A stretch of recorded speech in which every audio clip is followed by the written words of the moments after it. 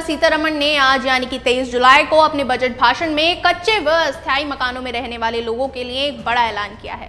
केंद्रीय बजट 2024 से लेकर 2025 में प्रधानमंत्री आवास योजना के तहत 3 करोड़ अतिरिक्त आवास बनाने का फैसला लिया गया है।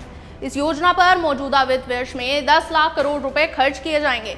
इस बजट में सबसे बड़ी राशि इस योजना में ही खर्च की जाएगी। प्रधानमंत्री आवास योजना ही PMAY के रूप में जानी जाती है।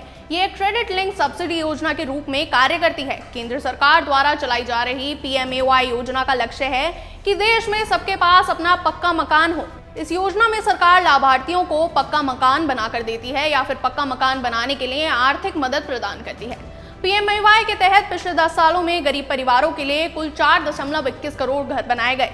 प्रधानमंत्री आवास योजना के 2 प्रकार हैं। पहला है प्रधानमंत्री आवास योजना ग्रामीण और दूसरा है प्रधानमंत्री आवास योजना शहरी। जैसे कि इसके नाम से स्पष्ट हो रहा है कि ये क्रमशः ग्रामीण और शहरी इलाकों के लिए काम करती है।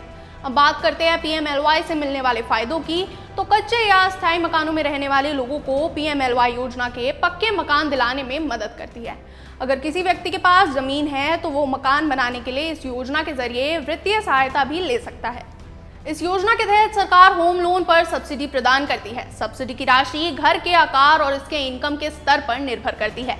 इस योजना के तहत बैंकों को कम ब्याज पर होम लोन प्रदान करने के लिए प्रोत्साहित किया जाता है। PMLY योजना के तहत होम लोन के लिए अधिकतम रिपेमेंट पीरियड 20 साल है। आइए अब बात करते हैं कि किसे मिलेगा PMLY का ये लाभ। तो इसके भी कुछ मानक हैं।